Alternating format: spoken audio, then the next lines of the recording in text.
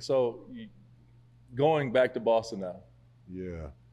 it's going to be a unique year in Boston. Talk about like with Tatum. But damn, you just gonna skip over the man in Atlanta? He was there for a little while. You ain't Where? getting none of them lemon pepper Louise and Magic City, none of that. You know, Yeah, that's probably what got me up on that. No, I'm kidding. No, you do not need to be here. No, Atlanta was a great experience, right? That was an interesting move because that was a mid-season from Cleveland to Atlanta, and y'all had the #1. Right, so yeah. how did that make you feel? You know what? That was the first time me being traded, and I'll admit, as much as people say make it a business, I was a salty bee. Because you had I liked your role on that team. Yeah, no, you came in 3-and-D guy. You're the enforcer, you backbone. Right. You ain't take no shit from nobody. Like you had a solid role, and you No. guys were playing well. My time in Cleveland was tremendous, right? I think that point, all of us did a great job of sacrificing and making sure it kind of all fit, right? Your And leadership was big there. yeah, it's not on me to make those decisions on what they decided to do, but they decided to go in a different direction. Which at first I was obviously, I think when it first hits you, you're like unhappy about it, like why me? Like you think I'm the problem, but when you start thinking like that, you just get out of your lane, and when you get out of your lane, that's how you get hit by a Mack truck, and you don't want to do that. So after like picking up the pieces of there, it was more or less like, okay, like how can I? You were the #1 seed. You then go to Atlanta, who was the #9. Now it's like, how can I look at this team, right, and implement the stuff that I bring to try and help this team achieve their goals, right? Your goals kind of change, right? In Cleveland, it was like win a championship, like beat Boston, like beat New York, sure. Then you get to Atlanta, it's like, okay, how can we get ourselves out of the play-in game situation? Okay, that's not, how do we, win a play-in game? And then at the end of the year, you fall short and you look back and you're like, okay, what can I do to help this team become better, right? And then that kind of transitioned into, okay, then, I'm a Boston kid. I then get traded for Kristaps Porzingis, which how tough Boston fans are. So if they don't give a shit if I'm from Boston or not. They're like, you just took our unicorn and replaced it with a minivan. They're like, get the out of here. You know what I'm saying? I see right? how like they superstars. Yeah, so you treat y'all the same way. I'm like public enemy #1. Unicorn for a minivan. Yeah, they're like, what is this? This ain't shiny, man. This got scratches on it, man.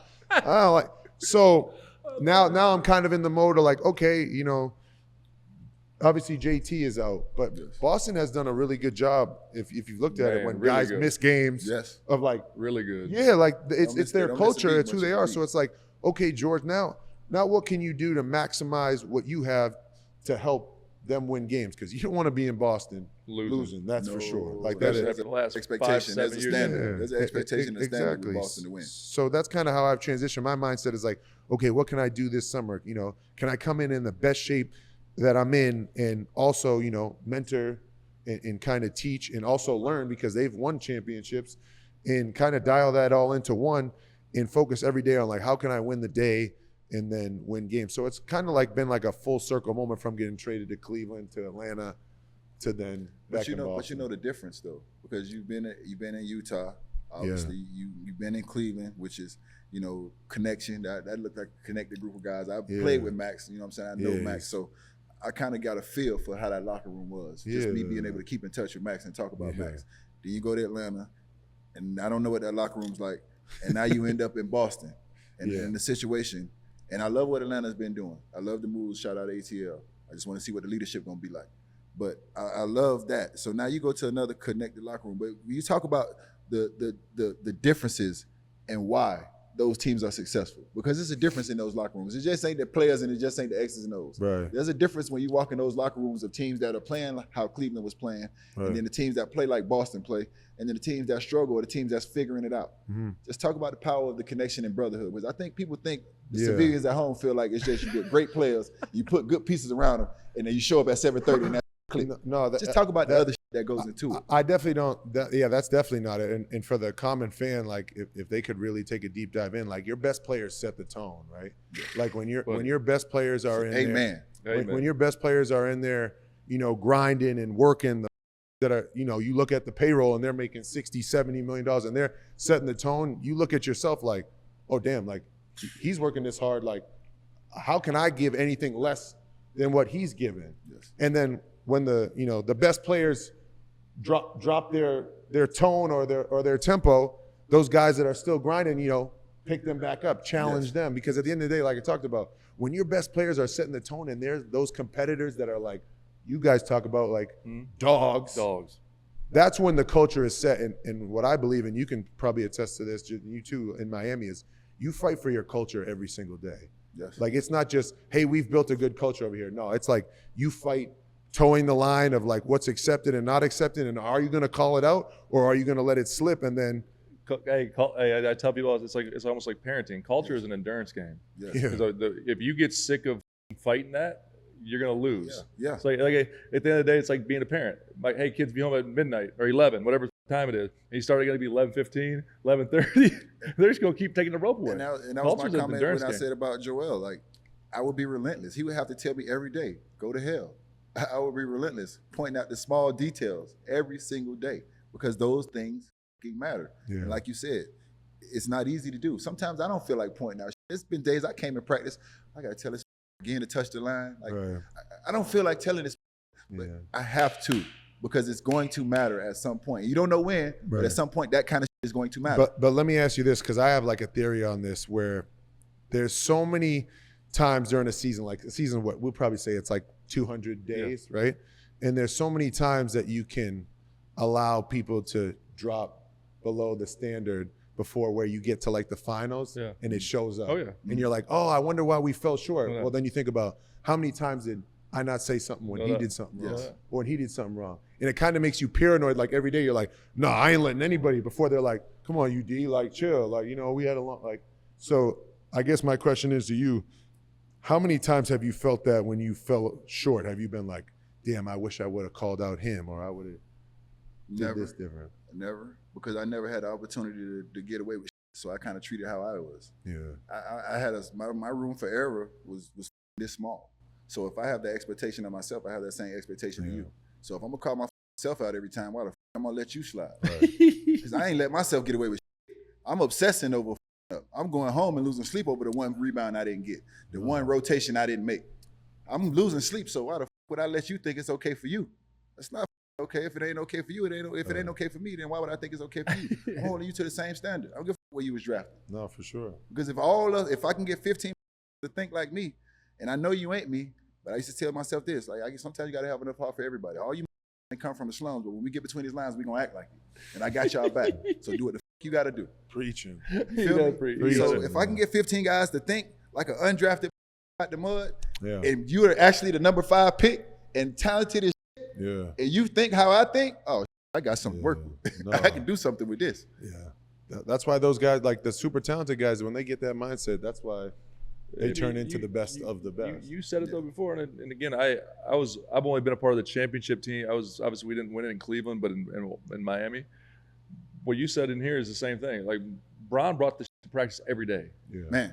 And when Bron brought this to practice, what you said as a role player, it's like, yo, well, who the fuck am I? Yeah. Because he's doing he's that, box office. Yeah, if he's doing that, you know what I mean? And but then the reason we had special teams, and I mean special teams, was because he was that good and D Wade, but they set the tone like that. But then you had other people that Spo as good as he is, I think the best coach in the business, didn't have to deal with the because he did it. And then once your locker room is like that, it's over, bro, because you had no squares in the circle, George. No squares in the circle. No squares in the circle. That's the thing. When you walk in the locker room, no squares in the circle. Yeah. And then you had all of us like guys just chomping at the bit to play. Like we had it was fun as hell. But you talked about it earlier. You tell us when I was talking to you, tell Mike, because he wasn't there, when you walked in the gym when you were in Golden State, what you saw every day. Yeah, so I got cut from Indiana and I signed a training camp deal with Golden State. And, they were like, yeah, you can, come in, work out, training camp. And every day it was like 9 o'clock, KD would walk through the doors and be at the same hoop. 9:30, Steph would be at the same hoop.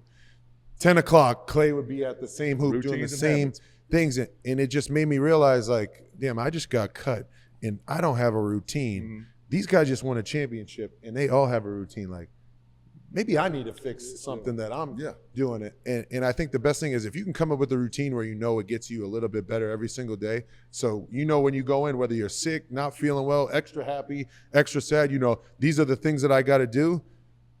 You end up just getting better just by, like I said, showing up. And if the best players in the world do it, who are you not to do it. And that was kind of my. I'm the biggest on wake routines up and moment. habits. I think it's because to me, if I know I do my routine, if I don't do it one day, I feel sick. Oh man, we're creatures of habit. Bro. We're so superstitious. And so I am at least. And for literally for 15, 17 years, I did the same exact workout every day. Yeah. Every day.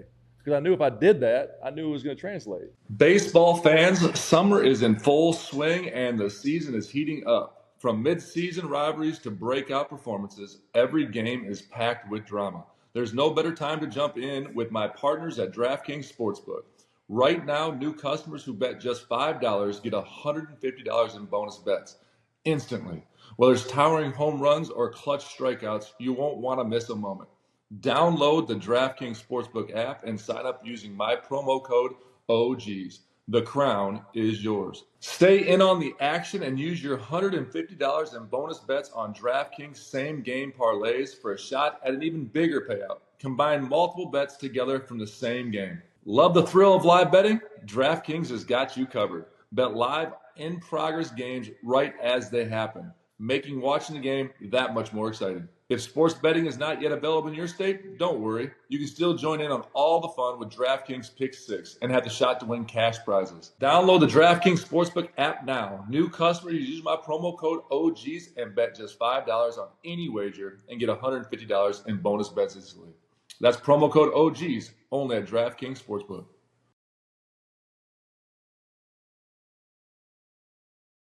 Summertime is here, and it is my favorite time of the year. Ladies, come on with them sundresses and them bikinis and them cheeks out. Fellas, get them beach bars and them six packs ready with them hoochie daddy shorts. But that is only one part of it. That is the daytime. Trust me, nighttime is just important. Two things can be true. She can enjoy herself, but not enjoy you. Make sure you handle your business. Rose Sparks gonna take care of that. Finish the game. Rose Sparks is a 2-in-1 treatment for you guys that need more control erections and the fellas that need a secret weapon. Don't be afraid to tap in and be your best version now. After Rose Sparks dissolve under your tongue, you got 15 minutes to showtime, my boy. Handle that. You could go back to back, round after round, and still be ready. Sound like a championship boxer to me. Go ahead and knock that thing out. Trust me when I tell you, if you're good at what you do, you ain't got to brag. She'll do it for you, my boy. Rose Sparks will connect you 100% online, so you don't have to be in weird rooms with weird people you don't know telling them you can't get an erection long enough and stay hard enough to goddamn please your woman. If approved, treatment shows up directly to your door, playboy, and you can handle your business immediately. If prescribed, sexual health patients will get $15 off their first order of Sparks on a recurring plan. Connect with a provider at ro.co/OGs to find out if Rose Sparks are right for you. That's ro.co/OGs